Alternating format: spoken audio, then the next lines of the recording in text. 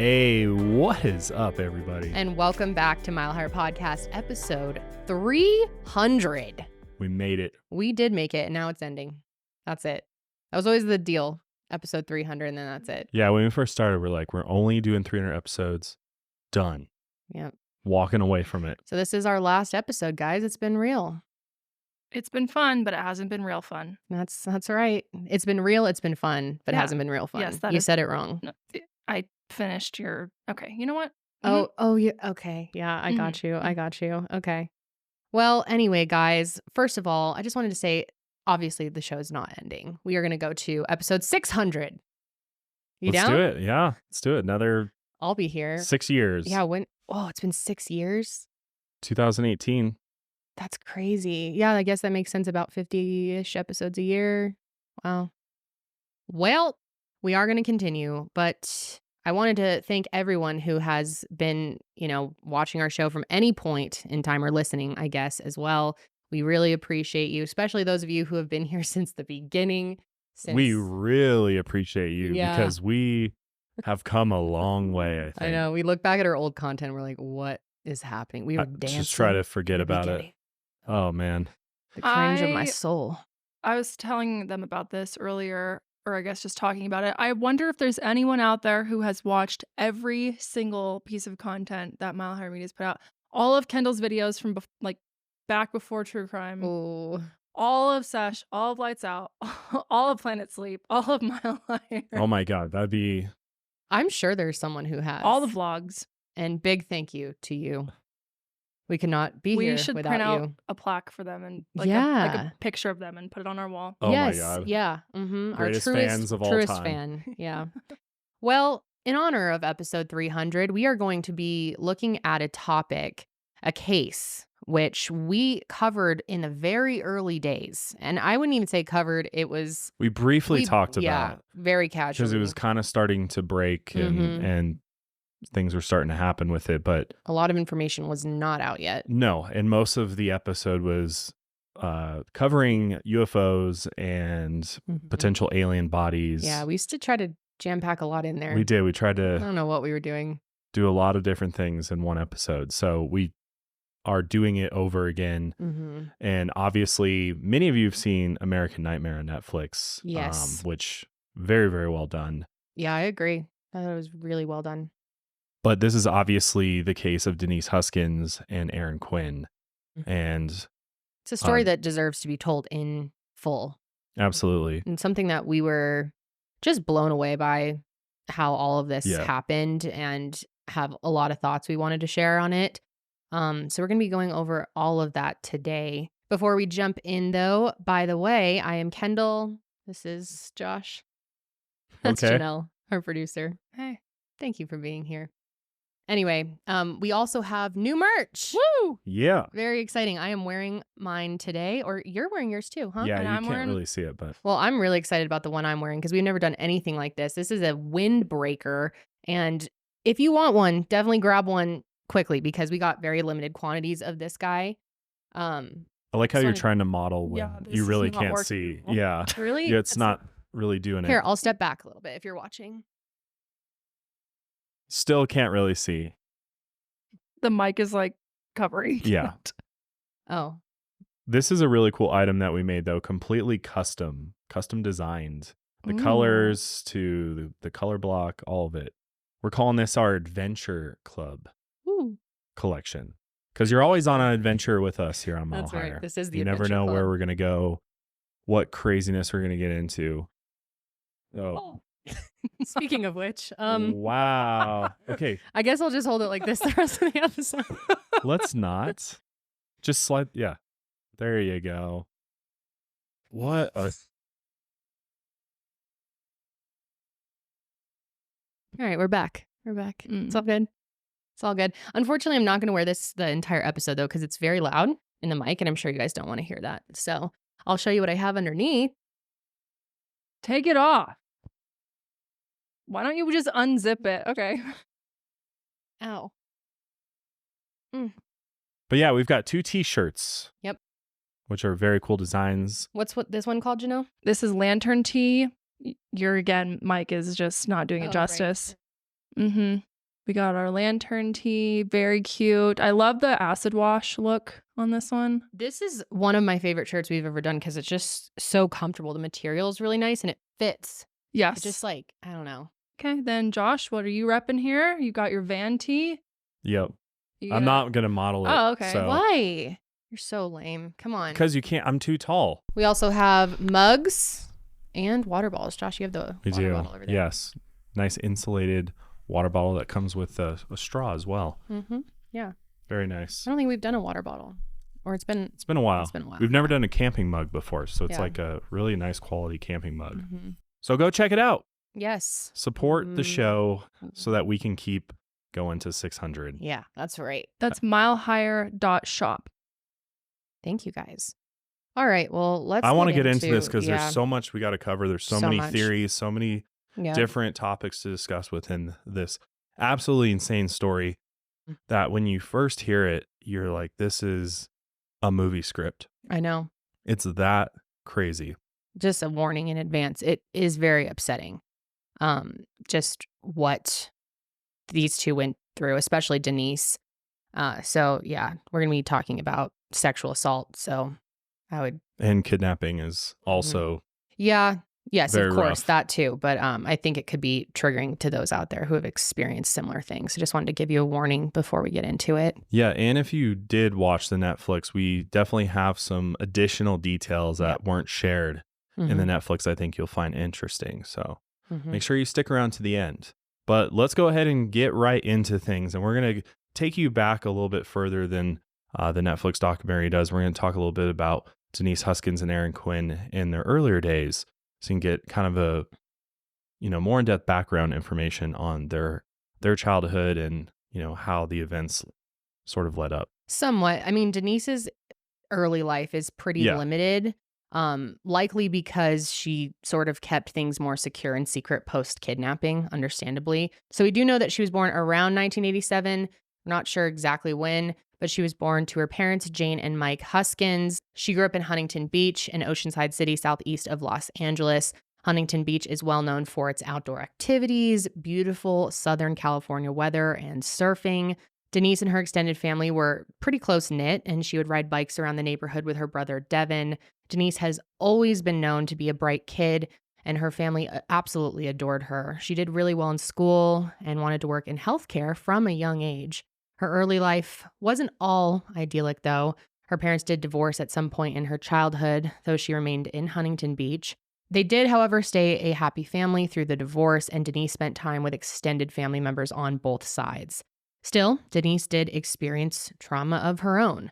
She was actually sexually assaulted when she was only 12, and sadly, she blamed herself for it, which I know is the experience so many people have. She felt, ashamed, and she hadn't told many people, or really anybody, for most of her life. Denise found out that the perpetrator molested another young girl, and she felt incredible guilt from that for not telling anyone, which obviously I understand where she was coming from with that. But she decided that if it ever happened again, she would go straight to the police. And sadly, this did happen again. When Denise was only 19. She was at a party and she fell asleep, and when she woke up, one of her close friends was assaulting her.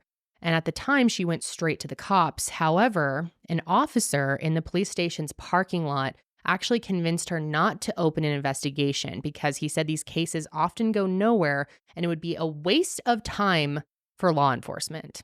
This is, again, coming from an officer. Yeah, and this really sets the precedence for this whole episode and her continued experiences with law enforcement. Yeah, she was truly, truly failed by law enforcement multiple times. Yeah, this is disgusting horrific. And sad that these kinds of things happen. It's like just sexual assault, especially against women, is just rampant. Not taken as seriously as it should be. No. Sometimes, so. So like most of the time. Still, despite her trauma, Denise would continue to be highly successful. She graduated from California State University in 2009 with a Bachelor of Science degree and a minor in business entrepreneurship. She earned her doctorate in physical therapy from Long Island University in 2012, and she started her career in physical therapy in Boston before specializing in PNF, which I hope I'm saying this right, but it stands for proprioceptive neuromuscular facilitation at Kaiser's flagship hospital in Vallejo, California, where she met Aaron Quinn. Aaron was born in 1986 to Mary Ann and Joe Quinn. He grew up in Penryn, a small town in coastal California, 29 miles from Sacramento. Aaron's parents described him as a really easy kid to raise. He was close to his brother, who would later become an FBI agent. He was captain of the football team, and according to his parents, he was quite a ladies' man. He definitely had lots of girlfriends. And according to his mother, he definitely broke their hearts too. Aaron definitely had a type. He was into blonde, blue-eyed, all-American girls. Not that there's anything wrong with this, but it's significant to know, as the similarities between his partners would become important here very, very soon. Aaron was also highly successful. He graduated from the University of California, Davis with a degree in genetics in 2007, and then he went on to earn his doctorate of physical therapy degree from Azusa Pacific University in 2010. He then started his work at Kaiser in Vallejo with a 9-month residency program specializing in PNF, so same as Denise. He continued to work in Vallejo and help people suffering from severe neurological trauma before expanding his skills to include treating children with special needs. Another critical point is that everyone involved in this story, including the eventual perpetrator, is highly knowledgeable in their field. This is why Aaron first met Andrea Roberts, another doctor in Kaiser's physical therapy division. The two became romantically involved and after a few years got engaged. Aaron then bought a house for the couple on Mare Island, which is a small peninsula off of Vallejo, home to new families, quiet suburbs, and college kids. It looks absolutely stunning. However, Aaron and Andrea's relationship was always rocky. While the two could stay professional at work, home life was very different. Andrea felt pressured by the upcoming wedding, and Aaron didn't want to lose her. And that's when in 2014, Aaron learned that Andrea had been cheating on him with a police officer in Vallejo and called off the wedding. In June of that year, Denise began working at Kaiser, and the two immediately hit it off. They respected one another's work and were very attracted to each other, and they quickly started a relationship. Aaron seemed honest with Denise about his past with Andrea since they all worked together. Denise initially felt strange, though, given Aaron's preferred physical type. She and Andrea looked very, very similar and were involved in the same work. Denise was worried that she might be a rebound, but Aaron reassured her, took her on dates and trips, and spent nights at his home on Mare Island and even met his parents. Given what happened with Andrea, his mother liked Denise but warned Aaron not to rush into things. According to Andrea, Aaron still had feelings for her. They got along okay at work, but she had asked him to stop coming into her office, and she said, quote, "He would want to hug me and, sometimes he would try to kiss me, but I told him that wasn't okay, and he knew it." In February 2015, Denise went through Aaron's phone and discovered text messages with Andrea. Aaron had told Andrea that he wanted to rekindle their relationship and that he was willing to leave Denise for her. Obviously, when Denise found out about this, she was absolutely devastated because she saw a future with Aaron, but he was still hung up on his ex.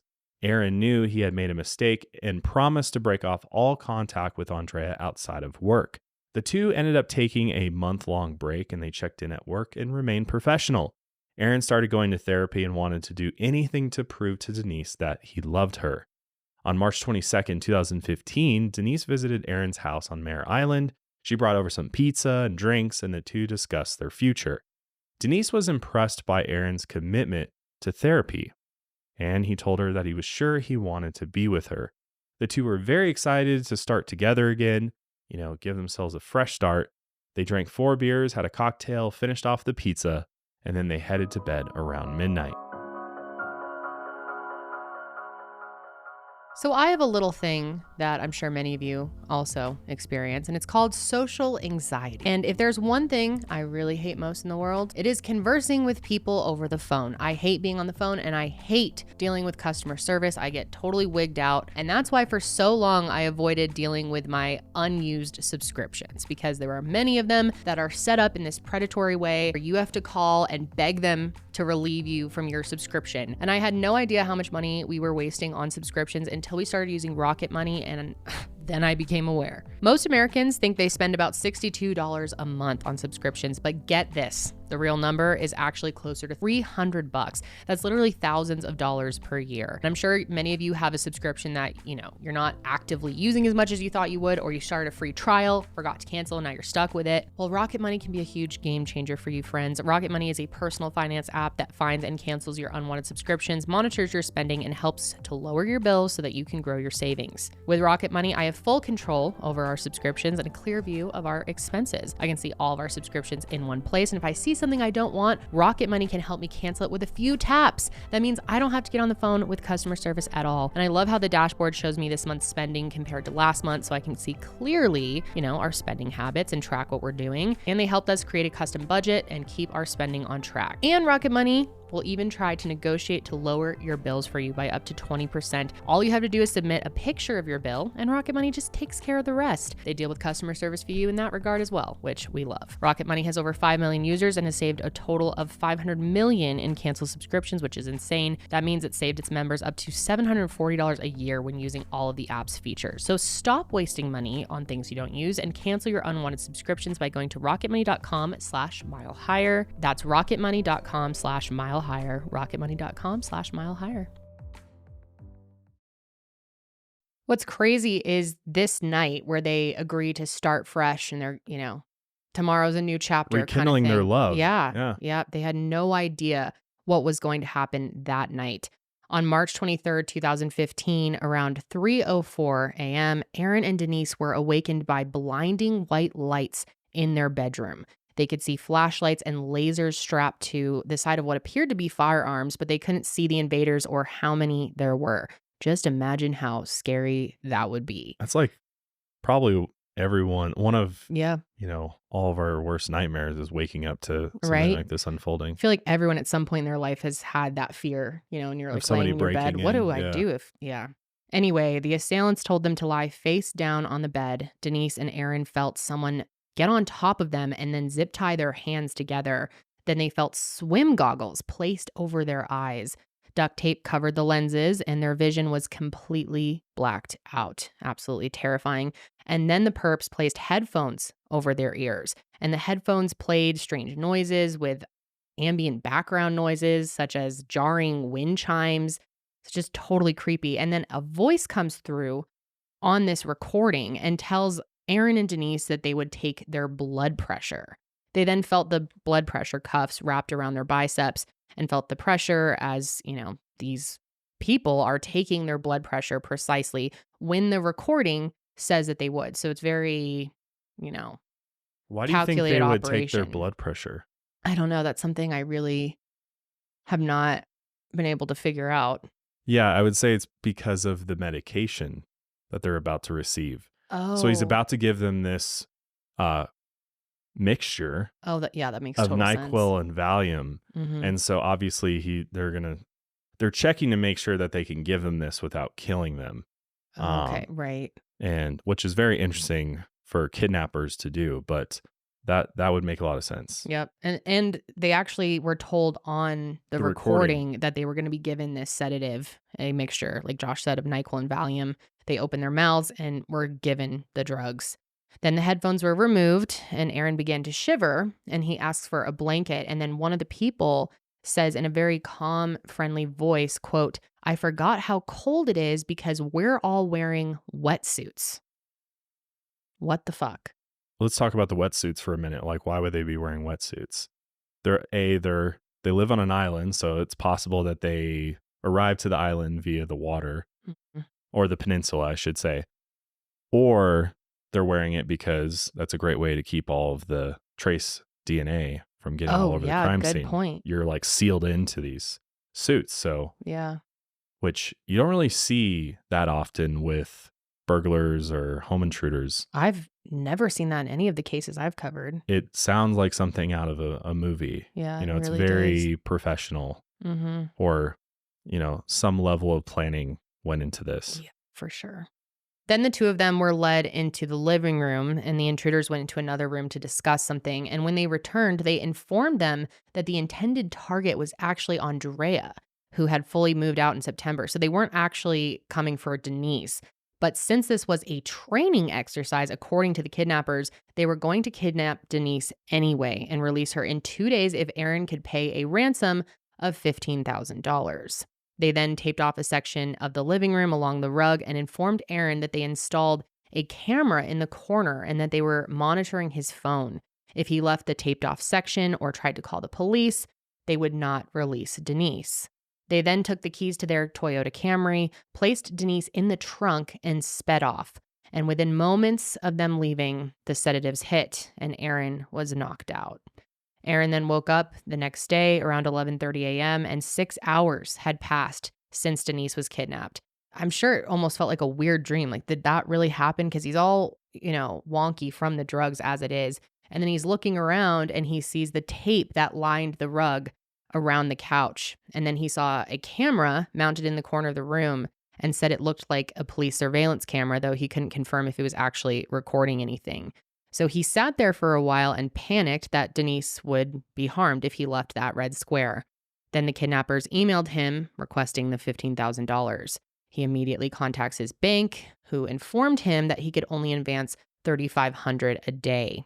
He emailed the kidnappers back with this information and waited and waited and waited.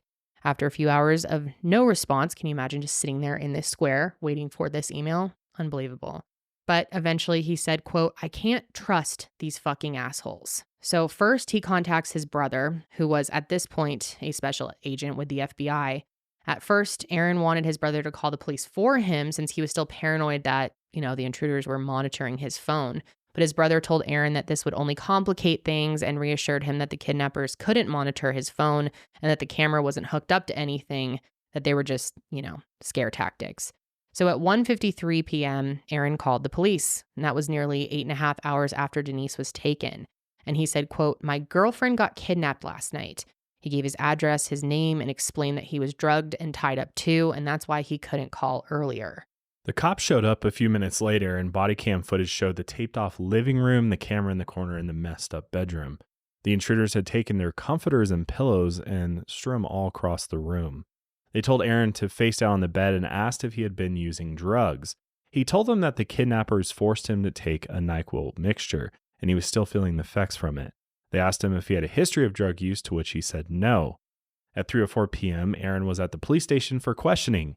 They had taken some of his blood to run toxicology reports, swabbed his mouth, took his phone, and get this, they put his phone into airplane mode and gave him jail clothes, which putting the phone in airplane mode stops it from receiving any messages. Mm-hmm. So he's telling the police, Denise was just kidnapped. Yep. And they're communicating with me through my phone. And the cops are like, Yep. No, that's not important. So let's throw it into Mhm. airplane mode and just throw it aside.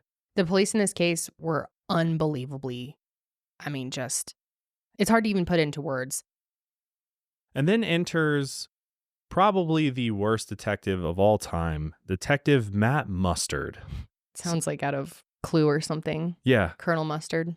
Yeah. It's like, sounds like a McDonald's character. It's a fitting name for him. Goofy. Yep. So Detective Mustard comes in, and at first he's telling Aaron that, oh yeah, we're going to treat you as a victim. And oh yeah, the jail clothes are just because that's all we have, which maybe that's true. It probably is true that, but I mean, I don't know how I would feel if I was put into some jail clothes. Yeah. Why do you need to change his clothes at all? Yeah. I'm just like, They just decided off the bat that he did something and was making up this whole story. But initially they're trying to be like, oh yeah, we're on your side. Mhm. They're trying to like play the good cop, bad cop. At this point, Aaron is still trusting the police because he thought these guys are going to be the ones that track down and find Denise. Aaron told them the whole story in full, noting tiny details like the wind chime music and the comment about the intruders wearing wetsuits. Detective Mustard had Aaron tell this story over and over and over again, probably to see if it changes, any discrepancies, things like that. Pretty typical interrogation stuff. Because to their credit, it is a bizarre story. And it just is. Yeah. The nature of it is wild. It's not something you hear as an officer very often. So I'm sure they're like checking to make sure, that the details all check out. Right. But the problem with that is it gave them tunnel vision immediately. Mm-hmm. Mm-hmm. Like to not even consider this story is true is bad police work. I mean, you should at least be vetting out the, far worse alternative. Of course, the police think he's responsible for her disappearance, so that's why they're going so hard in this direction. But to not even consider the fact that this kidnapping story might be true is insane. Until you have evidence to prove otherwise. Right. Meanwhile, 400 miles away in Huntington Beach, California, Denise's family was informed that she was missing. Jane, Denise's mom, couldn't believe it. Denise had a new love, a new relationship, and was already a successful PT doctor, and she has her whole life ahead of her. So to be missing is very, very scary. Her father, Mike, said that the news had just hit him and that this was every father's worst nightmare. And I can only imagine how you would feel getting that call.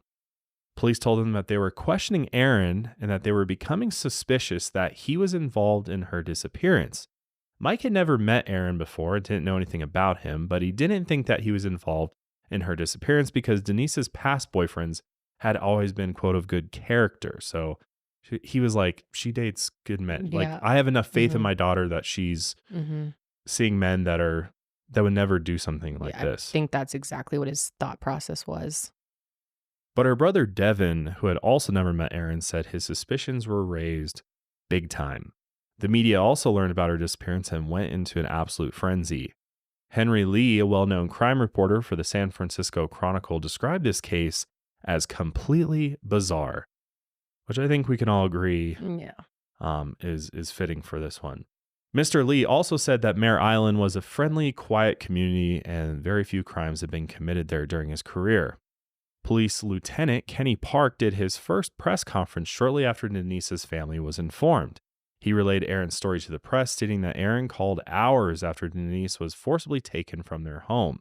However, inside the department, detectives focused their suspicions on Aaron instead of looking for the kidnappers that Aaron just spent all these hours telling them about. Since the kidnapping occurred in the middle of the night and Aaron did not call for a long period of time, this time gap was very suspicious to law enforcement. Which, to their credit, I'm not defending them at all. I can see how they felt that way. Well, again, they're relating their experience to the majority of cases that they do cover, go one direction, right? Yeah, and they're not, this is the minority case that they don't see that often. So they're going where their experience is telling them to go, but the oversight is major. And it is such a huge red flag when someone doesn't report that someone's missing for hours. So I see the concern, but it's the way that they jump to that so quickly and how aggressive they become here as we continue on. Police also reasoned that strangers do not often do abductions, let alone strangers in a kidnapping ring that Aaron had alleged. Detective Mustard asked Aaron how these people got into his home since they didn't break in any doors or smash in any windows, which again, from their experience, would be very suspicious that there's not forced entry of some kind, that all of a sudden these intruders just magically appeared in their bedroom. Like, how'd they get in? There'd be some sign of that, but which we still don't know. And that's what's crazy is to this day, there is no explanation for how they got into the house. It must have been, I mean, when looking at a picture of the house, it definitely looked like an older home. And to speculate about it for a minute, I would think they somehow figured out how to open a window or picked a lock or something like that. Got to be something like that. Do you think there'd be some evidence of that? But not necessarily. I mean, it's pretty easy to like get through a locked door. It's not all that hard. That's a you don't have to like force it open, and sometimes those old windows are pretty easy to kind of like that's true. Shake and like jimmy open. So who knows. Then again, Aaron went over her story once more, not changing a single detail. At this point, Aaron's parents arrived at the police station and wished to see him, but the cops wouldn't allow them. Detective Mustard focused on Andrea's element of the story, and Aaron said that Denise felt he was emotionally cheating on her by messaging his ex. Because they're, of course, now trying to establish motive for why Aaron would be involved in the disappearance of Denise. And they're asking him questions like, is there anything she might have found out about? Is there another relationship that you were in? And so they're definitely digging and poking him for information. And he's being just truthful about it. But of course, it doesn't sound good to the detective because he's like, aha, there's the motive. Andrea was also brought into the station and told officers about their connection and rocky attempts to rekindle their love. Again, Andrea had cheated on Aaron with a Vallejo police officer, and it's unclear if she mentioned this during her questioning. But meanwhile, while all of this interrogation is going on, the search operation was in full swing. Dive teams, search dogs, helicopters, and boats canvassed the whole Vallejo area, searching for anything. They discovered the Toyota Camry in an undisclosed location without any sign of Denise. The media was all over Mare Island. Henry Lee camped outside of Aaron's house and described it as idyllic, quote, something a kid would draw.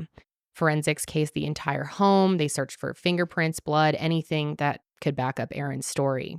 Here's a clip of some of the coverage at the time. There is still no sign of 30-year-old Denise Huskins, now missing for more than 36 hours. Her family arrived today from Huntington Beach. They are in disbelief. This is this type of stuff you sit down and watch on TV on Saturday night. It's not something that happens to your family. As many as 100 people from various agencies are searching Mare Island. As the night fell, police say they moved their search to the water. Our search dogs did seem to key in or have interest in a certain area of the water. So again, we don't know exactly what that is. We have deployed the sonar, and we're looking into it to determine what that object may be. But the family still thinks Denise is alive, including her dad. And I pray to God that she was not going through a horror. But I know she's a fighter, and she's probably fighting. Police say someone took her by force from this Vallejo home and is demanding ransom. Investigators say the kidnapping happened early Monday morning, but Denise's boyfriend called police hours later.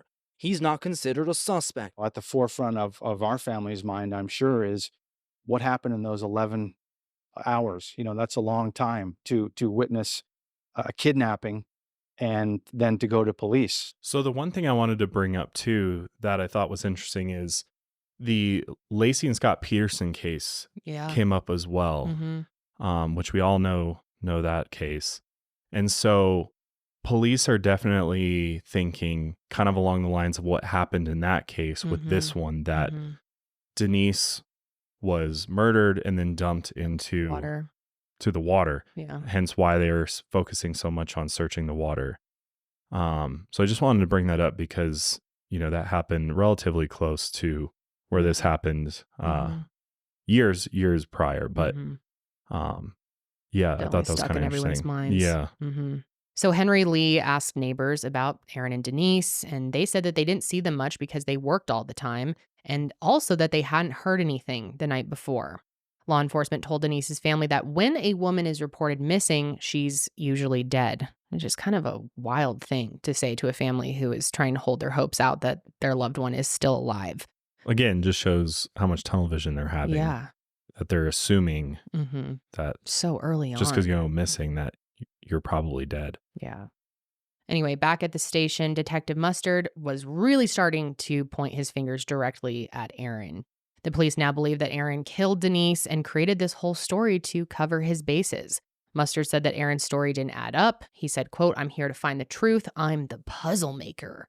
I think something bad happened in your home and it was between you and her." And there's a lot of footage of the interrogation in the American Nightmare documentary. It's all copyrighted, so we can't put it in the episode, but it's unbelievable to watch how aggressive they're being towards him and just how stunned he is sitting there. Like, it's almost like he can't even process that they're really starting to accuse him.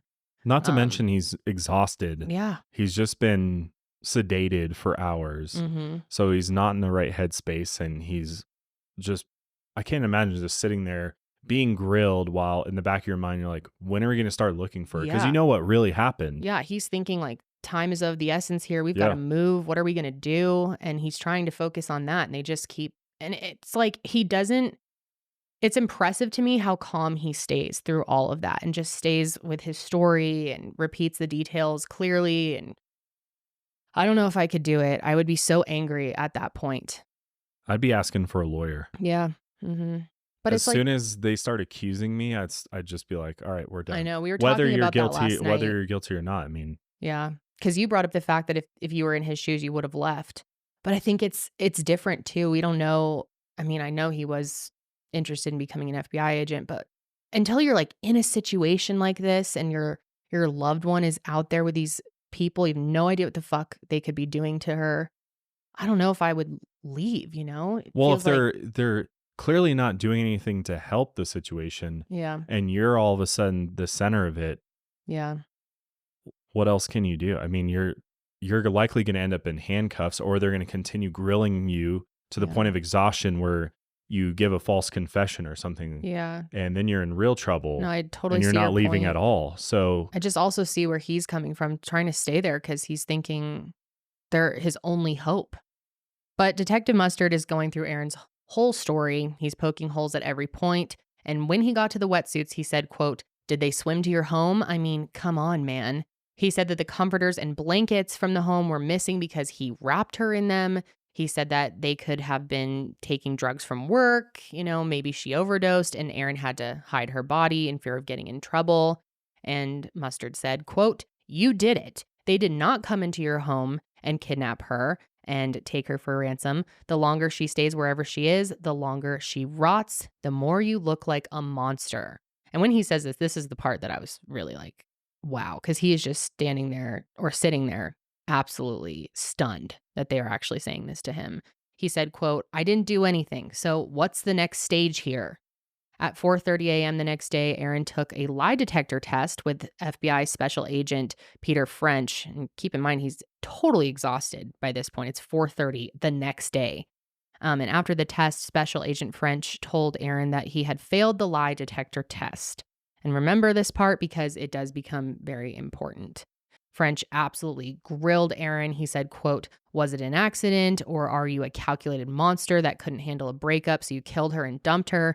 You know where she is and what happened to her." Aaron said that he wanted them to find her but didn't do anything. And if this is how things were going to go, he needed a lawyer. Aaron then contacted Daniel Russo and Amy Morton, who had practiced law since the 1970s. When Dan first heard about what happened to Aaron between the kidnapping and the police, he said that, quote, "This is crazy bullshit." I agree. Dan went to the station and saw the state that Aaron was in. He had been there for 18 hours with no sleep. And also consider the fact that he was drugged the night before. They made him the fall guy and he was, quote, "eaten alive." Dan told the cops that Aaron had given them DNA, fingerprints, and other physical evidence. And if they weren't going to arrest him, he was coming with him. Back at Dan and Amy's office, Aaron told the story again, and Amy said that it was, quote, "absolutely incredible." When they told him to tell it again, Aaron was ready to go and didn't change any of the details. And they believed Aaron, but his story was still too out of this world. They feared that because Aaron had tried to get back together with Andrea, if Denise was found dead, cops would have a motive and nail him.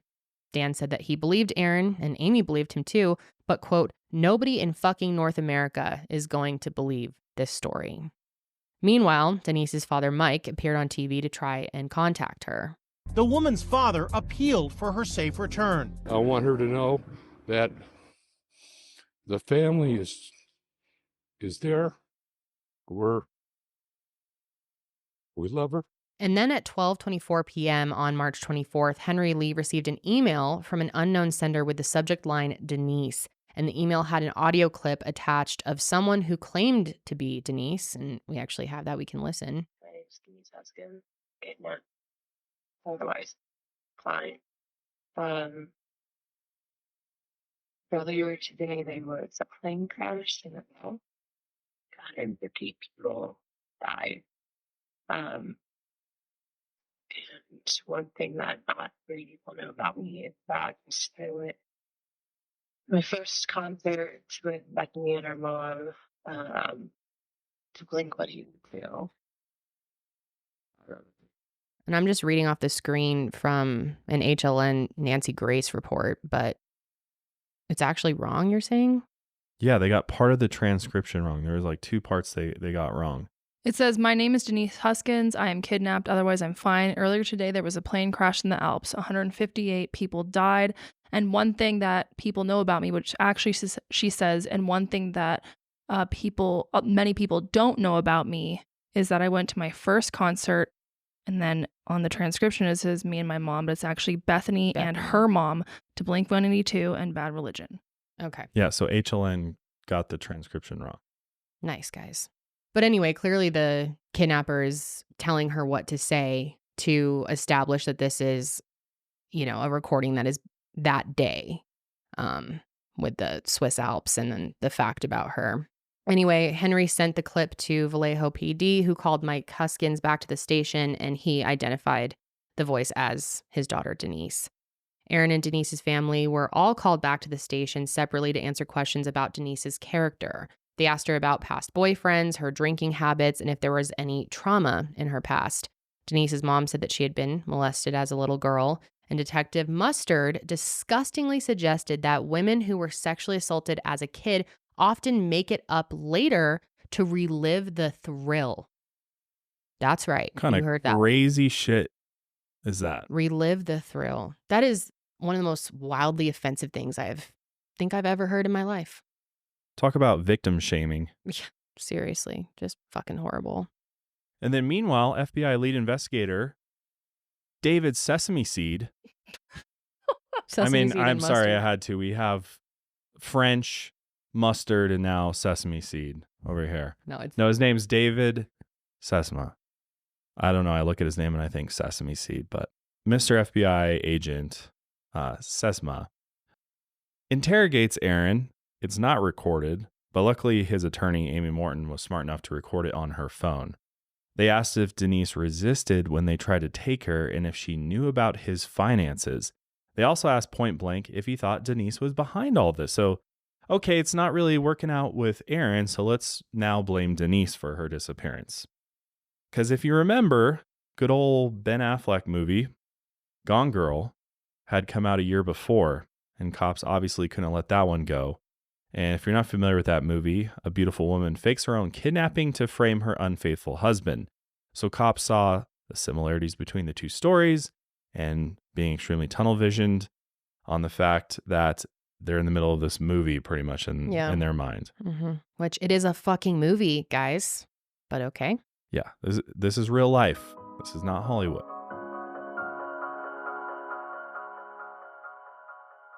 If you've got a busy schedule like we do, the last thing you want to spend your time doing is planning out your meals and then going to grocery shopping, getting all the ingredients, coming home cooking, and then cleaning up every single night, or spending loads and loads of money on takeout or delivery or just eating out in general. So ditch all of that and check out HelloFresh's biggest menu yet, with over 45 recipes and even more market items to choose from every single week. We love HelloFresh in our house. We eat it 3 to 4 times a week. Honestly, look forward to cooking HelloFresh because they make it so easy to get a delicious, nutritious meal on the table in like 30 minutes or less. And now HelloFresh has the new Ready in 20 recipes, which are on your table in just 20 minutes, which is even quicker than delivery. One of the recipes that we got this week that I'm looking forward to is caprese chicken sandwiches. I'm very excited about that one. There's so many recipes that we love that whenever they show back up on the app, we always get them. If you're not familiar with HelloFresh meal kits, it's very, very cool. They have an app. You go choose which meals you want. Then they ship all those meals in a box to your door, and everything's pre-portioned. There's a recipe card included, which breaks it down to like 6 steps, and it is super, super simple, and cleanup is an absolute breeze. So you can eat good and save a lot of money with HelloFresh. When you sign up today, you'll unlock free dessert for life. Satisfy your sweet tooth with a decadent dessert of your choice in every HelloFresh box for free. We've tried a couple of their desserts. They're absolutely amazing. I love the apple crumble that they have. It's so good. So go to HelloFresh.com/Mile Higher Sweet for free dessert for life. 1 dessert item per box while your subscription is active. That's free dessert for life at HelloFresh.com/Mile Higher Sweet. On March 25th, 2015, at around 9 a.m., Denise was seen on a street camera walking alone with a duffel bag in her hometown of Huntington Beach, California. She was 400 miles away from the drama in Vallejo. So let's pick up with what happens to Denise after she's thrown in the trunk of the Camry and driven away from Aaron's house. At around 5 a.m. on March 23rd, Denise is stuffed into the trunk of that Toyota Camry. She's still wearing the blacked out goggles inside the trunk. Her hands were zip tied together and she could feel the sedatives start to kick in. The car stopped and the kidnappers grabbed her from the trunk, and the kidnapper said, quote, "Do not speak, do not scream," before he put her in the trunk of a new car.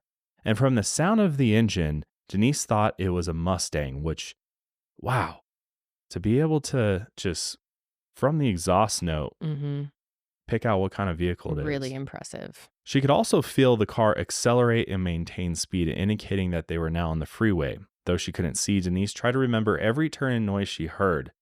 But that was until the sedatives kicked in and she blacked out. She woke up again a few hours later. The kidnapper took her out of the trunk, and she saw through the goggles that they were in broad daylight now. She smelled pine trees, heard bird calls, and pictured a remote cabin in the woods. Suddenly, he grabbed her by the legs and dragged her from the light into the dark. He sat her down inside and told her he needed to finish getting ready. And Denise asked, quote, "Ready for what?" She heard the sounds of scrubbing and the pull of duct tape.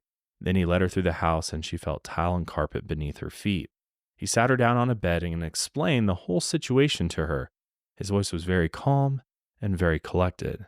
And then he said, quote, "This wasn't meant for you. This was meant for Aaron's ex, Andrea." He explained that he was part of a black market company that kidnapped people for money. He told her that Aaron had been given instructions and that she would be released in 48 hours. Of course, Denise couldn't believe that. She was isolated, she was drugged, and she couldn't imagine a situation where she would make it out of this alive. That was her final thought before she passed out again. She woke up in the late afternoon and she could tell the light had shifted.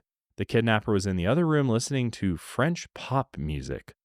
It's just imagining what this was all like just had to be so terrifying. It's like a horror movie. Although French pop music for some might be terrifying, Denise actually liked the music and thought it normalized the kidnapper. The kidnapper would also take her to go on bathroom breaks and tell her a little bit about his past. He was in the military and struggled with PTSD and insomnia. She thought the man seemed nice at this point and that maybe she could trust him. She thought this would all be over if she just stayed calm. But then he came back to the room and she could hear a heaviness in his steps. And once again, he explained to her in a calm, collected voice that they didn't have any collateral to ensure that she wouldn't go to the police. So he said he was going to have sex with her and it was going to be recorded. That way, if she spoke to the police, they could leak that video online. Denise thought about fighting back at this point, but decided against it. She just wanted this to be all over, all done, so she could move on. She said she had an out-of-body experience when it happened. Afterward, he took her to the bathroom so that she could clean up, and he told her that from now on, she could take the goggles off when he wasn't in the room with her. At this point, she felt like he was conditioning her, rewarding her for doing what he said. 28 hours after she was first kidnapped, Denise woke up in bed. The man came in and told her that they had lost contact with Aaron because the police took his phone and placed it in airplane mode. Yep. Which is just like, oh my God. I know, it's actually extremely upsetting. So if you get this kind of news from a kidnapper, obviously you're going to fear for the worst because now you're like, okay, they're not going to get what they want. So what does that mean for me? The kidnapper then told her his associates were on the way to figure out what their next move was. He told her to pretend to be asleep because they weren't as nice as he was. She tried to listen in on the conversation that was happening from the bedroom, but couldn't make out any words. And she only mentions that the voices were strained and they seemed very stressed. She then heard the other men leave and her kidnapper entered the bedroom. He told her that they needed to record a little proof of life to send to the authorities, and this is where that emailed audio clip came from. He then told her that the footage from yesterday looked too forced, so they needed to have sex again, and it needed to look like they were in a relationship and having an affair. He told her that if he taped her eyes shut, it would just look like her eyes were closed. Then they re-recorded it, and Denise feared that this time she couldn't detach. She, had to perform, look like she was enjoying it, which is just horrific to think about. After the second rape, Denise fell asleep, and in the middle of the night, the kidnapper woke her up. He told her that he wanted to show her something. She lifted her goggles just enough to see his phone, and he showed her the video of her father speaking to the media. And this was really the first time that Denise broke down into tears since being kidnapped. He told her that, quote, "It must feel real now." She thought he was trying to console her, and all she could think to say was, "Fuck you." He then tells her it's now time to go home. They get in the car, and he told her that he couldn't return to the Bay Area because there was too much law enforcement looking for her, so he would take her to her family in Huntington Beach. She woke again in the front seat, her eyes taped shut. She couldn't make out any details, but she could tell that the car had a white exterior. He then tells her that he knows that she's going to talk to the police, but that she can't tell them that any of their members of this kidnapping ring were in law enforcement or had served in the military. Finally, he told her that she couldn't say that they had sex. He said that they would always watch her and hurt her family if she broke the rules. When they pulled up, he told her to count to 10 after she heard the car pull away, and then she could remove the tape from her eyes. After counting down, she removed the tape and realized that she was on the street near her dad's home, where she had been hundreds of times. She reached her father's door, but realized that he wasn't home. A neighbor came out and asked what she could do to help, and they called her father and the police. This also insinuates that this kidnapper had to figure out where her father lived. Yep. Which is just creepy. Oh, it's all so creepy. And I think that was intentional, which basically tells her, like, you know, my threats are credible because I know where your family lives. Yep. And it wasn't just about getting her away from, you know, where all the police were looking for her. Right. Because why not just drop her in the middle of nowhere somewhere? Yeah, exactly. Yeah. You know, why take her why risk taking her all the way to her childhood home? Even in the documentary, when she said she got out of the car and lifted the blindfold, that all these memories from her childhood came flooding in. I just cannot imagine the mental state you would be in after surviving being kidnapped, everything you went through. Now you're dropped off at your home. All these memories of, you know, you growing up there and playing with your neighbors and whatever are flooding in, and now you have to figure out how to get a hold of someone and what to do next. It's just, she is so strong. The way that she really talks is. about the memories and this whole experience, I was just so inspired by her. I do not know how she did it.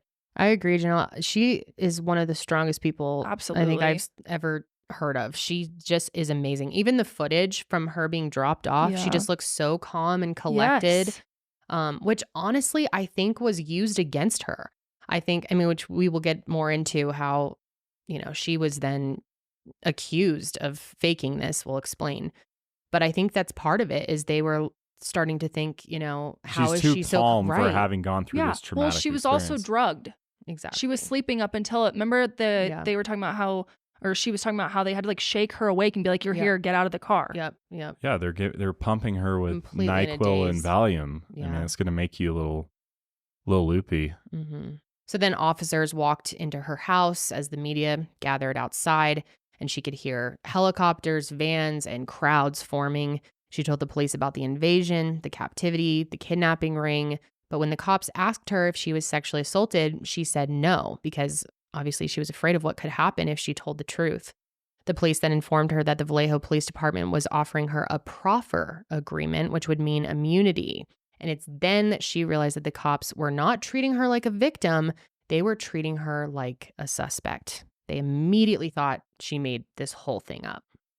Yeah, which is insane. I did want to mention something about her being dropped off that I don't believe the documentary reveals. So in the documentary, they actually show, looks like somebody's surveillance footage or security footage of her walking down the street. She's carrying a green duffel bag and wearing sunglasses. Yeah, that's the footage I was just talking and about. one of the questions that pops up is, where did the duffel bag come from? And also, where did the sunglasses come from if she was just like taken from her home? Right. And it turns out, because she ended up writing a book. And in the book that she wrote, it turns out that before they left the house when she was kidnapped, the kidnapper had her actually pack a duffel bag of stuff. And then the sunglasses were given to her by the kidnapper. Oh, interesting. I was wondering about that. Mm-hmm.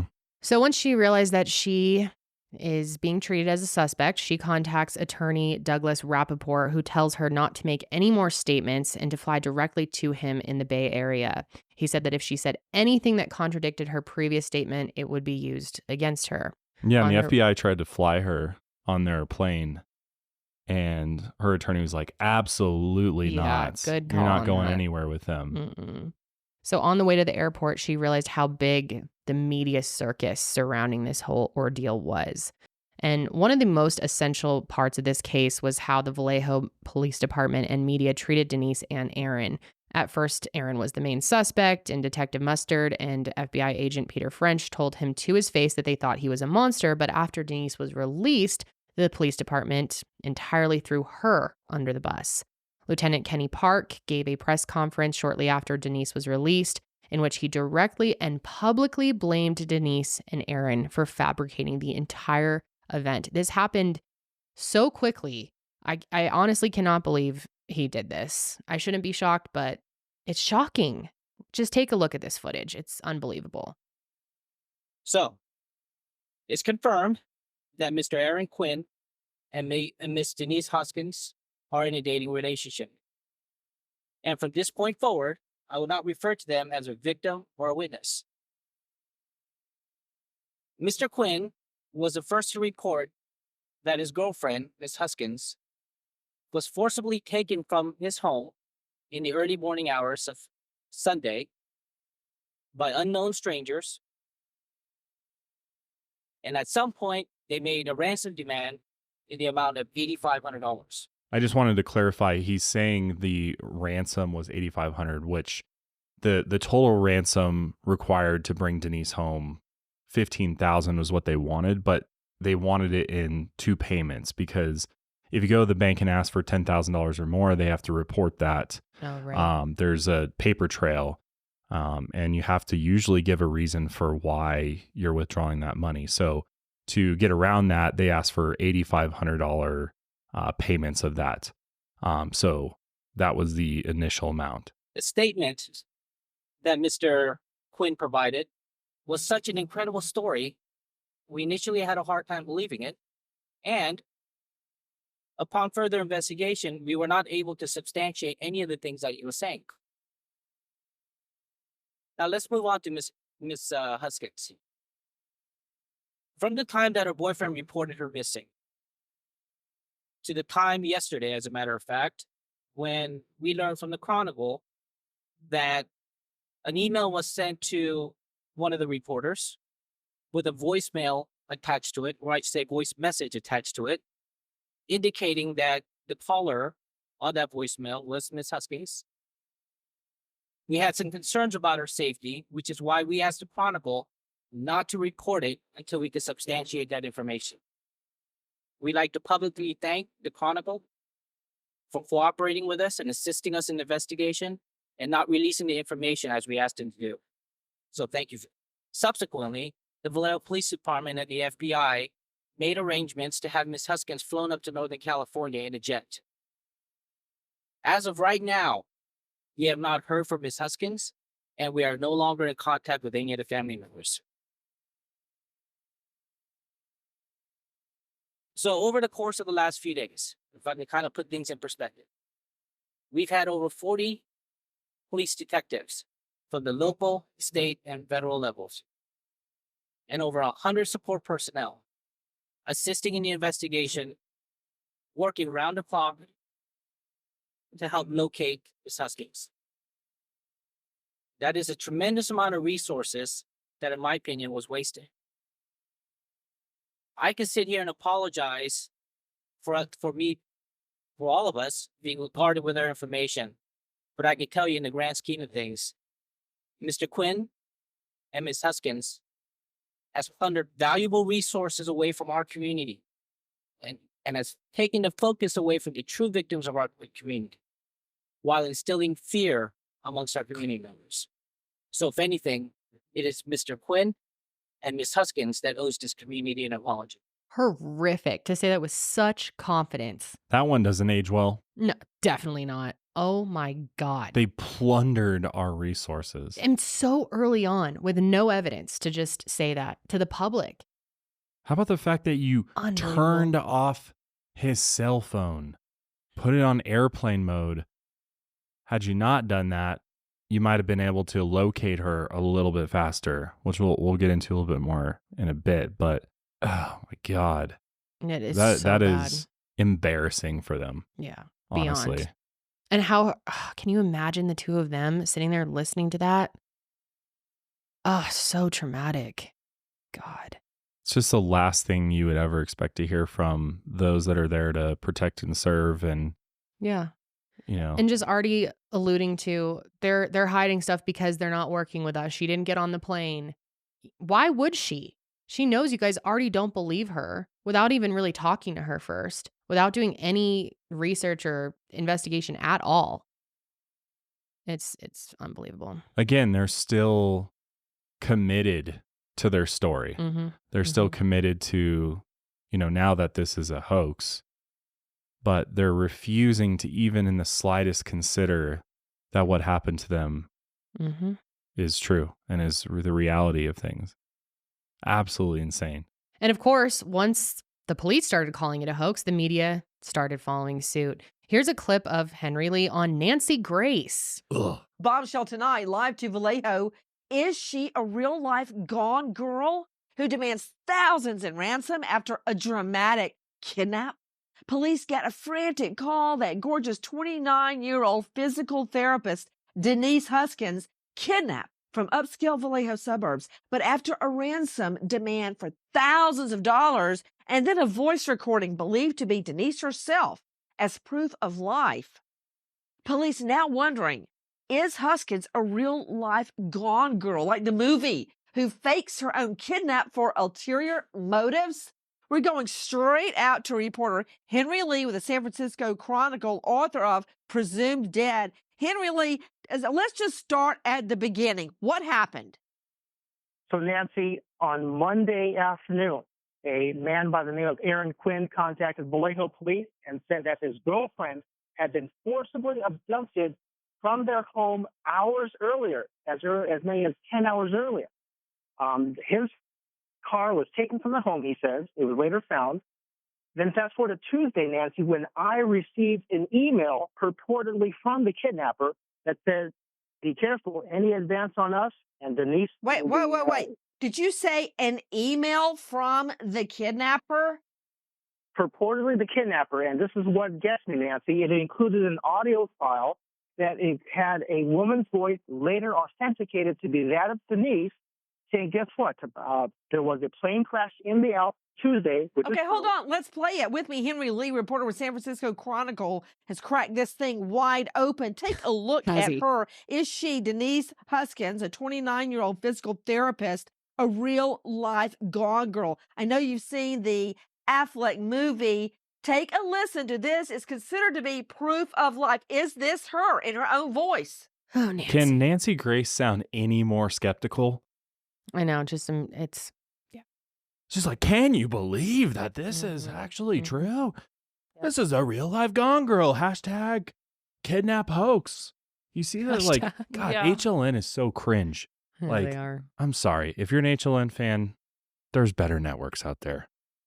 Better coverage out there. Check out News Nation. They're a little bit better, I think. No, I agree 100%. My God, dude. It's just like, it's just an entertainment. Yeah, that's circus what it is. What it is like. It reminds me of Dr. Phil a lot. Yeah, totally. Yeah, they're She's cut like from the same cloth yeah, for sure. She's like Dr. Phil as well. Dr. Nancy Phil. It's like that old school TV personality. Mm-hmm. I mean, yeah. Great reporting there, Nancy. It's just so sad at the end of the day. These two got so just dragged through the mud after going through such trauma. It's horrible. And let's not forget, though, the media latched on to what the police are preaching. Mm-hmm. So this is really the police's fault, first and foremost. For sure. Because the media is just, that's where they're getting their information from. So, you can only blame them to a certain extent because it's really the police that set this whole thing up. Yeah, they're like, oh, they're openly saying it. Right. They're insinuating all this shit. We're greenlit. Let's go, baby. Yeah, like, it's time for the drama. Right. Let's drum this up here. So terrible. But even though many of the national and local news clips have been scrubbed from the internet, of course, hundreds of reporters parroted the police's claims. Some reporters even said that Denise looked like Rosamund Pike in the movie. Once when Denise's lawyer, Doug Rappaport, confronted the police about why they weren't trusting their stories, investigator David Sesma directly said, quote, "Have you ever seen the movie Gone Girl? And we have that clip. Did you even do your research?" Police are saying this is a hoax. The similarities to the movie Gone Girl, in which a beautiful wife disappears and then reappears with a phony story about having been kidnapped, are striking. Huskins, a physical therapist, even looks like Gone Girl star Rosamund Pike. Now she and her boyfriend could face criminal charges. Evidence. The reason they look could be alike. in hot water criminally is because it's against the law to lie to the police. You can't make a false report. You can't have a fake kidnapping. Fuck it turns the you. entire community upside down, and it is a crime. Oh my God. Yeah, no shit. No, this doesn't surprise me. My Inside God. Edition is also, Yeah. while we're on the topic, Yeah. fucking awful. Yeah. And to make matters worse, unbeknownst to Aaron and Denise, certain officers had direct conflicts of interest that they did not disclose in this case. The whole ordeal was botched from the beginning. But still, Denise had to do everything she could to maintain her innocence. Her lawyer, Doug Rappaport, urged her to take a sexual assault exam and tell police the whole story. Agents told her that her exam showed she had micro lesions on her cervix, indicating sexual intercourse occurred recently, but they just brushed it off and said, oh yeah, it was probably likely from Aaron. Detective Mustard and Agent Sesma grilled Denise. They lied to her and told her that her and Aaron's stories didn't line up and repeatedly told her that it's a crime to lie to federal agents. We'll lock you up. Despite all the evidence law enforcement claimed to have, they still didn't charge Denise or Aaron. They would publicly slander them and call them monsters to their faces, but they never filed charges. Nope. It's like, if you're so sure you have the story right, why not file charges? Because they're not sure. But as far as the media was concerned, the story was done. Denise was a hoaxer and the news crews cleared out of Vallejo. But then a few days after the police press conference, Henry Lee received another email from an unknown sender claiming to be the kidnapper himself. In this email, he detailed the kidnapping ring he was a part of and said that they were like Ocean's 11, that one of them was a college grad, and included photos of what appeared to be firearms with attached laser pointers and flashlights. He ended the email by saying that the Vallejo Police Department needed to publicly apologize to Aaron and Denise, or else they would strike again. This was the first time that Henry Lee started wondering to himself, did we get this all wrong? Maybe. It's really interesting that the kidnapper reaches out and says this. Like he seems to have like bonded or like grew fond of Denise enough for him to take that risk and send that email saying, you guys need to apologize. You've got this wrong. He's offended. It's just interesting. Either that or he just wants the notoriety. Like that's like part of his thing. You know, they email the press whenever the press are getting it wrong. Like, right. You know, covered so many cases like that. No, that's a good point too. So it could be part of that too, is like, oh, well, I'm going through this whole elaborate plan to do this kidnapping and they're over here saying it's all fake, and that doesn't sit right with him. You know, he wants. I just think it's interesting that not only he doesn't want them to just correct it, he wants them to publicly apologize. It's right. just, it's interesting. And it also kind of gives you an inside look at the kidnapper and who they are as a human being a little bit. Yeah. Like, here they are doing this, these horrible crimes, yet he still seems to have some empathy there. You know what I mean? Yeah. Like, he's got this kind of like nice side to him. Not to like gas him up or anything. No, like, no. Fucking horrible He's a person. piece of shit, but it's just interesting to look at his psyche in all of this. And like there's other interesting points later on too. Like, there's two sides to him. Definitely. On June 5th, 2015, 10 weeks after Denise was released, officers in Dublin, California responded to a 911 call about a kidnapping in progress. The caller was a woman who was hiding in the bathroom while her husband fought with the kidnapper. The kidnapper had woken them up in the middle of the night with bright flashlights, instructing them to take sedatives, and then they proceeded to go after their 22-year-old daughter. This is when the father was able to fight back against the kidnapper, and eventually the kidnapper said, "I don't want any of that," and fled, which... kudos to that dad. Get after it. Police found zip ties, duct tape, and sedatives at the scene, but there were miles and miles of fields just beyond the neighborhood, and even with tracker dogs, it'd be near impossible to find the kidnapper now. But cops did find a phone in the house that seemed to belong to the kidnapper, and when they returned to the station, cops used the phone to call 911 and ask the operator to tell them what the phone number was. Which, this isn't really important, but this is actually illegal to do this, as they didn't procure a search warrant for the phone. Is kind of like a workaround there. Then they used the phone number to reach the subscriber for the telephone and spoke to a friendly woman who told them that the phone belonged to her son, Matthew Muller. Now, Matthew, of course, they start looking in this guy. He's a Harvard graduate and an ex-Marine. He served as an immigration lawyer until he was disbarred years earlier for fraudulently charging one of his clients. He was also a potential suspect in numerous rape and sexual battery cases across California. His mother told them that Matthew was staying at their family's cabin up in South Lake Tahoe, which if you've never been is definitely out there, and parts of it are very secluded. So cops are like, this is our guy. Clearly, they were able to figure out he's connected to all these other crimes potentially. And so they get their shit and they go. The first law enforcement in this case to actually do something. Yep. And so they go up to the cabin and, they're moving very quietly because they want to take him by surprise. Obviously, they're worried that he might try to run if Matthew's mom called him and give him a heads up that police were coming. Well, they got super lucky. They were able to, break the door in and arrest Matthew without incident. And, there's some body cam footage of this in the Netflix doc, which is very interesting. And he looks completely calm. He's very quiet. He's very composed. And according to Officer Misty Caruso, he looked relatively normal, normal, like doesn't look like somebody who would be doing all this. Just your typical American white male. And this was actually her first case. So what a exciting case to be a part of. Now, the house was a mess before the police arrived, with items just everywhere.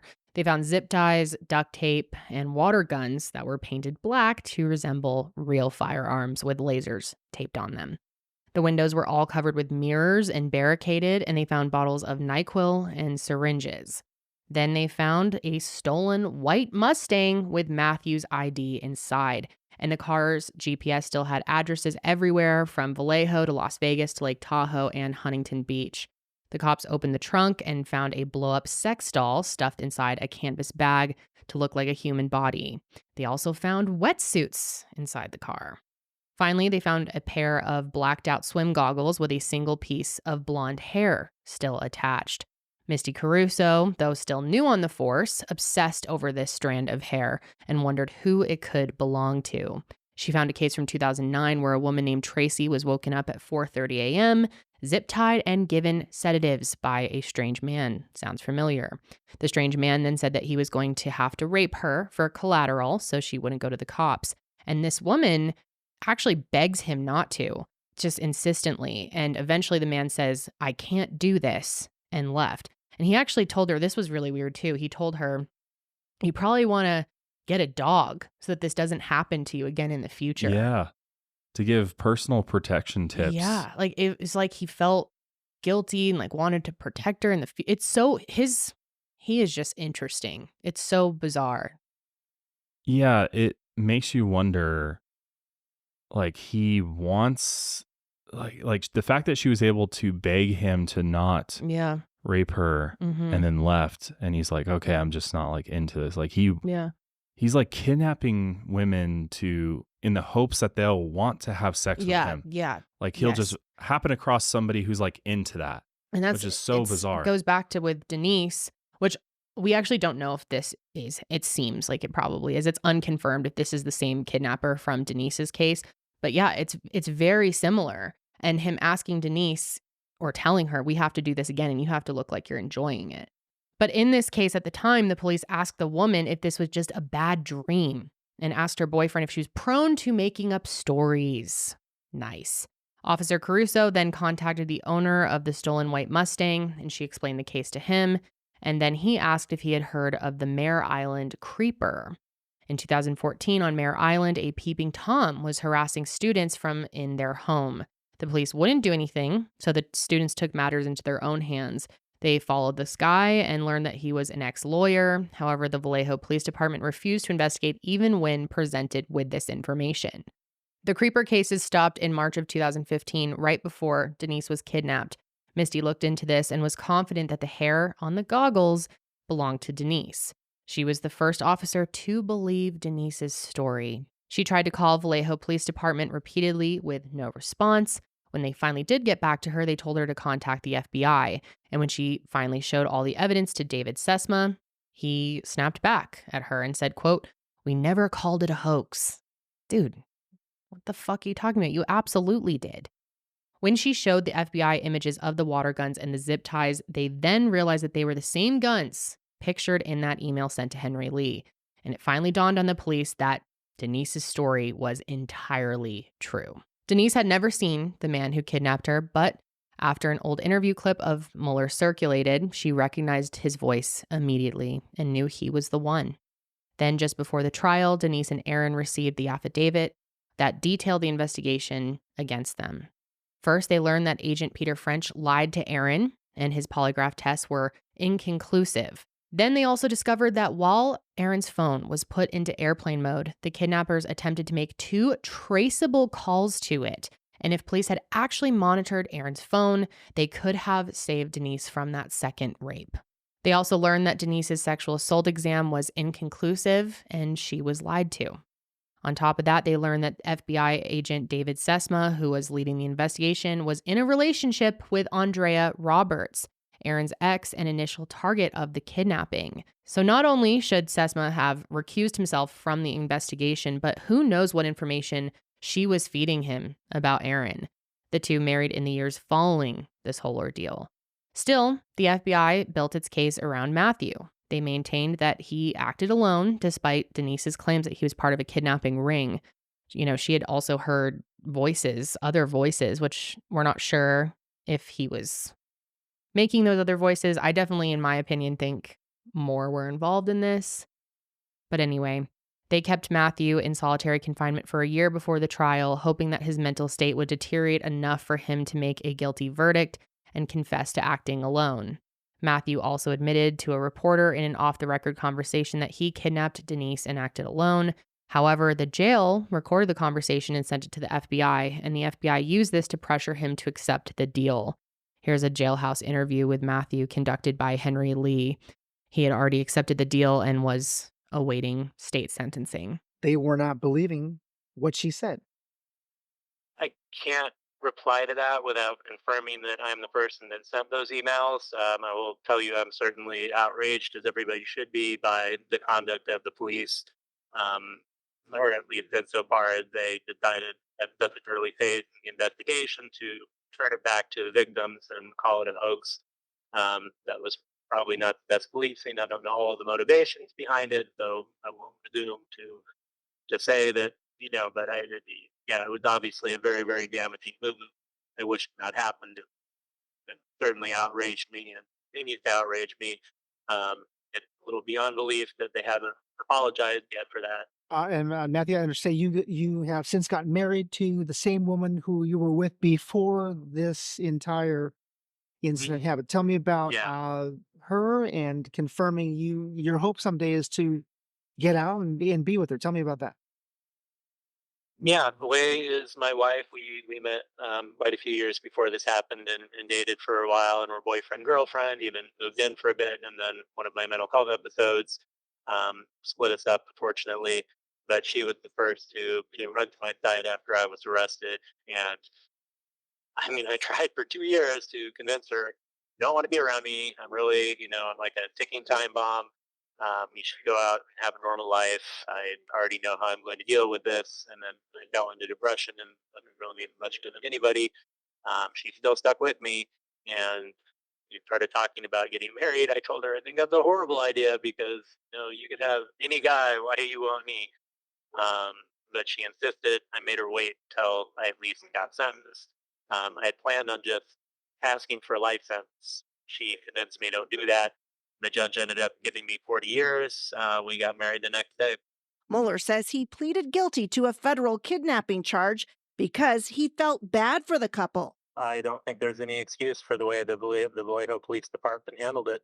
And that's exactly why I thought it was worth it for me to take a dive and make sure that they achieve justice for that wrongful accusation. Very interesting. It is. It's just, when you think this case can't get any more bizarre, he's just a whole topic of discussion on his own. His psyche and his... he sounds like a lawyer, too. Yeah. Yep. He speaks, like one and he's articulates talking about things. it as if he didn't commit this. Well, he's claiming innocence. Like, in the way that he's explaining it there is like, I don't know who sent the Yeah. emails, you know. Yeah. So he's But at the same time insinuating that. he's insinuating that this did happen to them. He's just not taking, you know, Yeah. the fall for it. Saying when you know? this happened and. Because he's a lawyer, so he knows like how this is all going to play out. Right. And so he's trying to do what's going to be best for him and also best for possibly getting out later on. God, what a sicko. But yeah, it's just, I don't know. I think it was like the farthest from what we all thought. Like, who would be behind this? You know, Yeah. it's just like, because I mean, just from listening to him, it's like, oh, it kind of just seems like a normal guy, Yeah. you know, a Mhm. lawyer that you would call and talk to. And it's hard to imagine this guy in a wetsuit, you know, putting goggles on and Yeah. kidnapping people. But in the arrest affidavit, Muller did tell authorities that he suffered from Gulf War illness and he was bipolar. So if that is in fact true, I think that, you know, his mental health issues really explains some of his behaviors. I mean, what do you think about that, Janelle? Do you? I don't know. I feel like, I mean, those are just a few clips, but that doesn't seem. I don't know. Maybe he was in a manic state during all of the kidnapping He also said and everything. he was diagnosed as manic and depressive. Well, yeah, bipolar is mania, but so I mean, perhaps he was manic during that state. He seems very like calm and collected, which is not to say that people with bipolar can't, you know, appear that way as well. Mm-hmm. I don't think there's like. I'm curious. I wish there was more clips of him and just we knew more about him. Yeah. But it certainly could be. As many of you know, we have 3 kitties at home and they literally fight over our next sponsor, Smalls. If you're not familiar with Smalls cat food is protein-packed recipes made with preservative-free ingredients that you'd find in your fridge, and it's delivered right to your door. That's why veterinarians.org rates Smalls 10 out of 10 for ingredient quality. For so many years, we fed our cats very, very low quality, cheap cat food, and you know, they did all right, but since I've switched them to Smalls, I've just noticed that they're so much happier, their fur seems so much softer, and they come a running when I open up Smalls every single night. Smalls was started back in 2017 by a couple of guys just cooking some cat food in small batches for their friends. A few short years later, and they've served millions of meals to cats around the world. After making the switch to Smalls, 90% of cat owners reported overall health improvements, which is a huge deal, and our cats are getting up there in age. We want to make sure we're feeding them the best possible cat food that money can buy. The team at Smalls is so confident that your cat will love their product that you can try it risk-free. That means they'll refund you if your cat won't eat their food. So now's the time to make the switch to Smalls. Head to smalls.com/milehigher and use promo code milehigher at checkout for 50% off your first order plus free shipping. That's the best offer you'll find, but you have to use our code milehigher for 50% off your first order. One last time, that's promo code milehigher for 50% off your first order plus free shipping. So in court, Denise finally stood up to Matthew, who represented himself, as you heard in the clip. And it was emotional, as you can imagine. And even though she knew there were others, she felt peace knowing that she spoke to the man who assaulted her. And he did not cross-examine her. Just wanted to note that. Matthew Muller was sentenced to 40 years in prison for his plea deal. And the courts maintained that he acted alone. I wanted to quickly read an excerpt from U.S. District Judge Troy L. Nunley. This is what he said during the sentencing hearing. The sentence imposed today reflects the egregiousness of Muller's conduct in this case. Muller had advantages in life that most people only dream of, yet he used his considerable intelligence to plan and execute the physical assault and psychological torture of 2 innocent strangers. It is difficult to imagine the level of suffering that Muller inflicted on his victims. The sentence handed down today takes into account that suffering and strives to ensure that Muller will never commit such crimes. The fact that he presented himself like that all throughout the trial actually doesn't really surprise me because of the fact that he went to Harvard. He's an ex-Marine. Yeah. Like, those are not easy things to accomplish. You know, it takes someone who is well thought out, smart. It's not just some nut who's running around kidnapping people and, you know, winging it, going on a whim and doing this. It was very thought out, very meticulous. And so the fact that he presents himself in that way honestly doesn't really surprise me. Yeah, I totally see what you're saying. That's like exactly who I would expect that person to be like. I also wanted to mention in 2022, so that the 40-year sentence was for the federal case against him. But in 2022, Muller was sentenced to 31 years in prison after he pleaded no contest to 2 counts of forcible rape and guilty to 3 other charges in Solano County Superior Court. So this was his state sentence, and it's served concurrently with that federal sentence. And as of 2024, Muller is serving his prison sentence at the Federal Correctional Institution in Tucson, Arizona, and his release date is scheduled for July 8th, 2049. So he'll be in there for a while. He'll be in his 70s, I believe, when he's eligible for parole. What are your thoughts on that? Do you think he deserves to be eligible for parole at all? At some point? I think it's difficult. I think it is, because 40 years, he'll be in his 70s, so his crimes required a lot of physical exertion, for one. So by the time you're in your 70s, the chances of him being able to go and do the kidnappings and physical assaults, I think, is a little bit lower.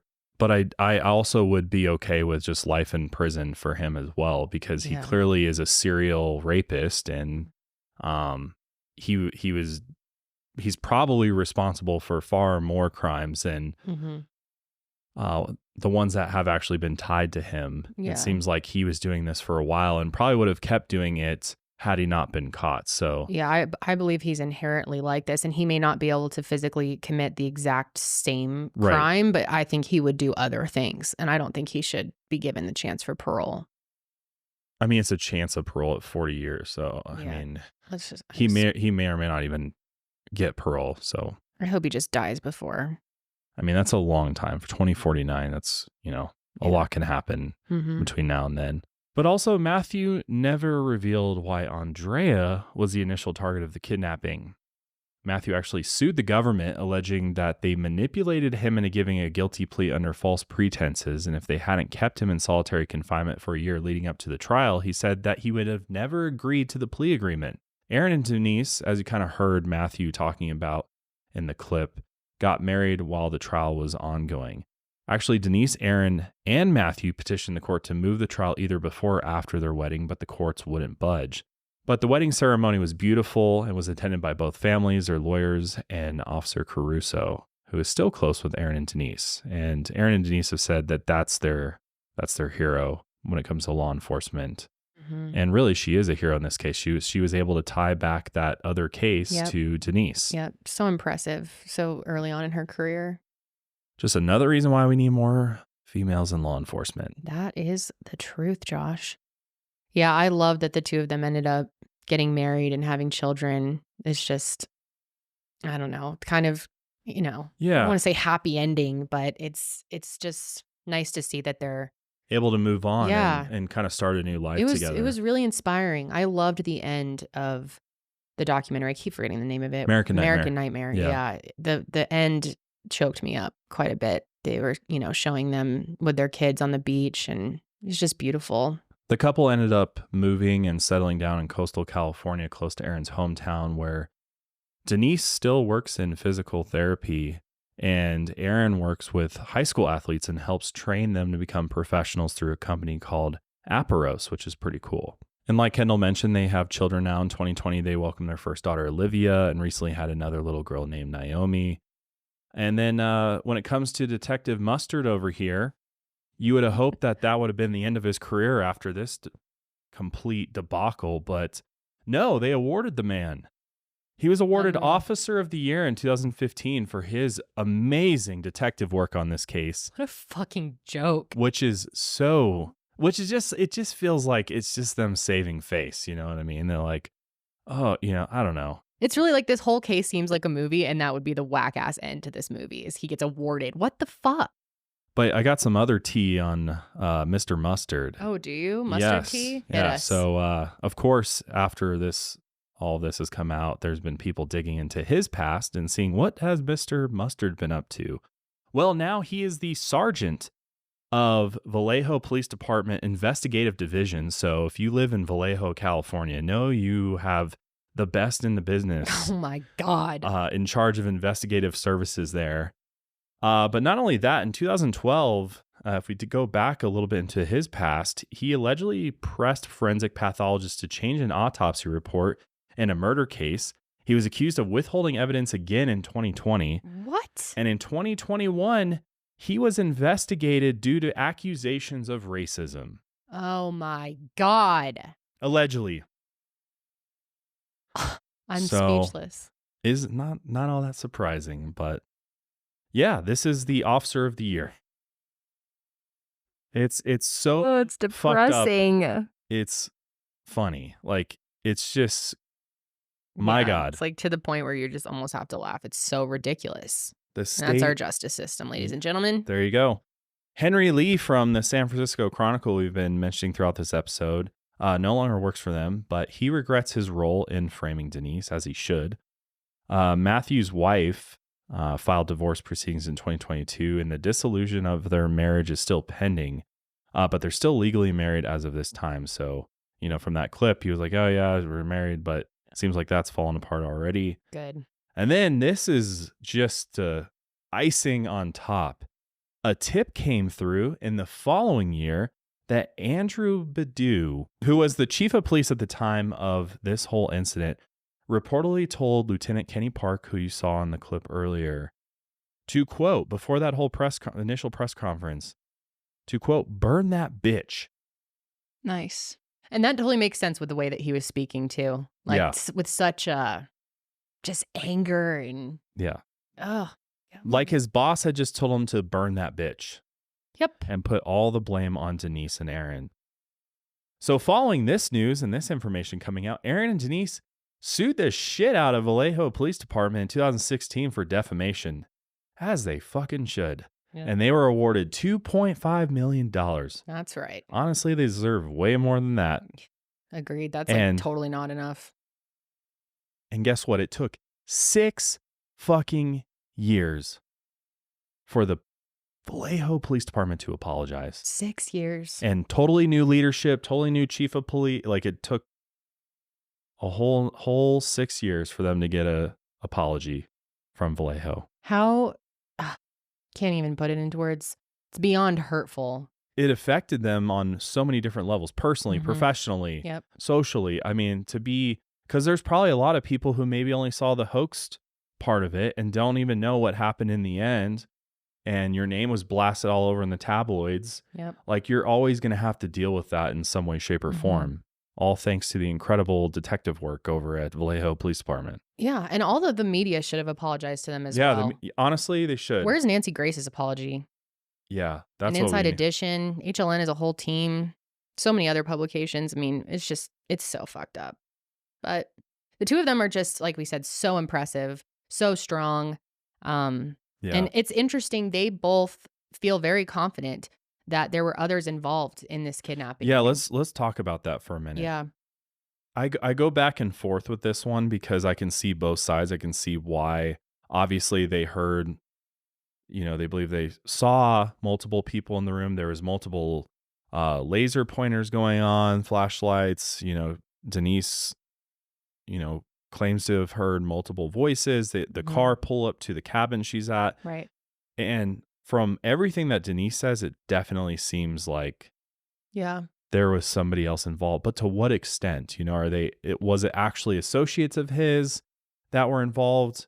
Or was it just somebody random that he was talking to that's unrelated to the kidnappings and everything? Because again, we have to go back to police found in the back of his vehicle the blow-up doll that was in the wetsuit. Mhm, And so it makes you wonder, Yeah. like, What else were you? was yeah. he? But I'm like, he really was dragging a blow-up doll while he's like breaking into propping it people's up houses and propping it up before waking them up. It all seems so Bizarre. elaborate and like a lot of work and effort for one person to do this. Mm-hmm. Yeah, I see the point that obviously they were drugged. So their recollection of it could be kind of twisted, I guess. But at the end of the day, I think they would know more than anybody. But also they were played those recordings that had different voice, like, you know what I mean? There's like so much going on all at the Yeah. time. It's possible you could have heard things that weren't necessarily there, or things that he just he wanted you to be under the illusion that he really was a part of this kidnapping ring when he wasn't. Yeah, I could see that too. I think, in my opinion, I just don't feel comfortable saying what I believe either way. I definitely think there's more than one person, because the way that she describes it, when he was telling her, like, do not tell the police about how the members were in the military and whatever. The way he's describing it, why wouldn't he be like, don't talk about me, don't talk? It's just, he very much seemed like he was part of a bigger group, and that, if you spill the tea on me or this whole situation, then our group is going to come after you, type of thing. Do you think he could have just been saying Yeah. that to try and scare her more? Like, there's multiple people here. I do, but I still go back to, it seemed so planned and elaborate. And then there was, she was talking about when she was in the cabin, how she heard like other people talking and having kind of like a heated discussion. He could have just been playing a recording. Yeah, for all he we know, could though. have. Because here's my thing. As elaborate and professional as it appears at first glance, when you actually break down all the elements of how he did things, it's not that. It doesn't scream professional kidnapping ring to me. But like, he got in the house. So he got in the house by himself.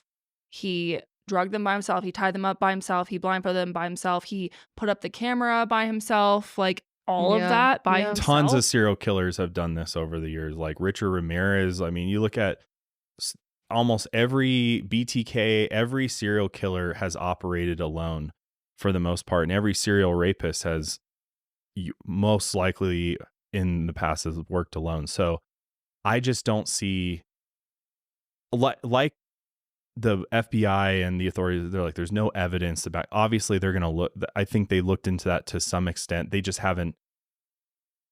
Obviously, we're all riled up about it because Aaron and Denise strongly believe that, because they went through that, and so we're all, we want to support them in that. Yes. If that's what they think, then there's a possibility that could be. I think what we're looking for is, why didn't the FBI or the authorities give us an official report? We want more transparency around how well was that investigated? What did you guys look into, especially after you failed for so long? I think our faith is low. Yeah. And so it makes us believe in that theory more. Mm-hmm. I just think if you compare it to other cases and other situations, I think it's all very plausible that he could have done this by himself.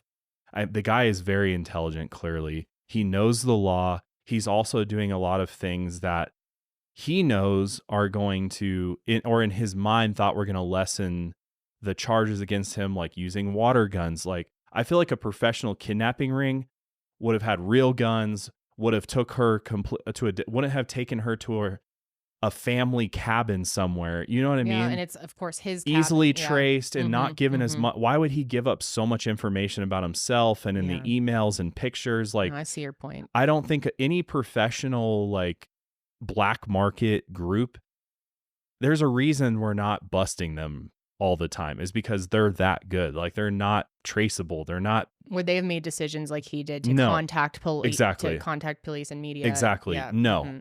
Because why would they do that? Why would they jeopardize and leave this trail for people to find? He was found so easily. Yeah. And he left his phone, and he's why just too wouldn't he sloppy. Throw anyone else under the bus or Right. Yeah. And plus, Right. she didn't interact with. She heard other voices, but she didn't interact with anyone Right. else the entire time. Right. But yeah, I'm still undecided on that personally, because I do think, who could know better than the two of them?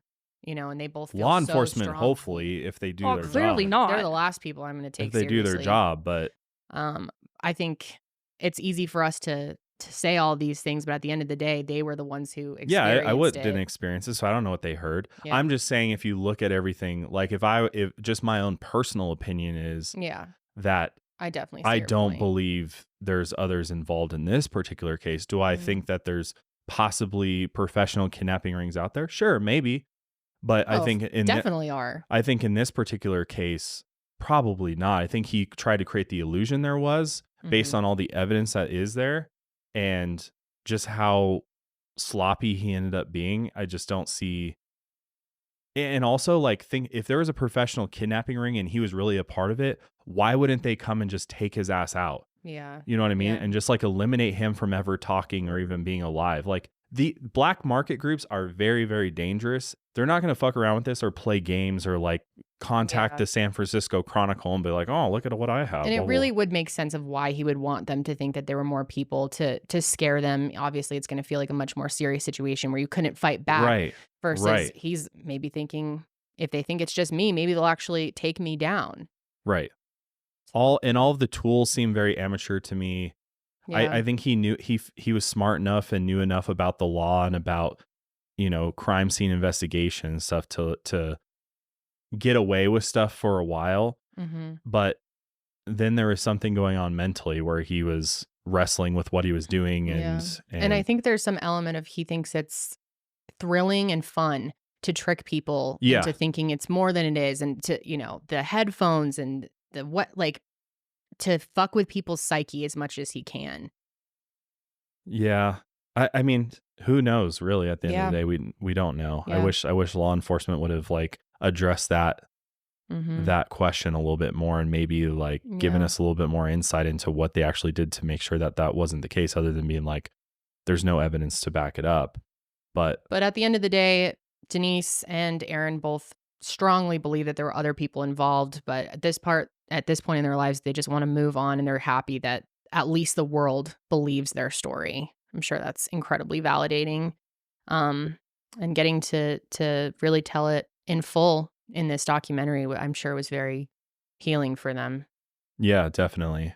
And just to be able to really tell your story. Yeah. And I loved correct how all involved of the they were with the process of telling. It was so victim-centered. Mhm. Really well done, in my opinion. So it does bring up questions like, how did Matthew Muller know his victims' names? I mean, it seems like he was very invested in what he was doing and clearly chose his victims very carefully. Still don't know why he told Denise that he was looking for Andrea.